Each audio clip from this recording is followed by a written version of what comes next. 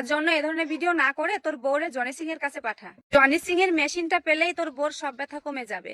Johnny Singh দাদা, তোমার মেশিনটা দাও তো।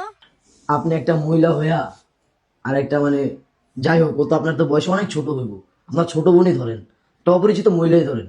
আপনি জানেন যে ভিডিওটা এআই, তারপরে আবার কি নাম বললেন, জনি সিং। তো আপনাদের মতো মহিলাদের জন্যই আজকে সমাজটার এই অবস্থা, ঠিক আছে? আপনারা রাত্রে তো মনে হয় খারাপ ভিডিও দেখেন, ওই যার নাম বললেন, ঠিক আছে?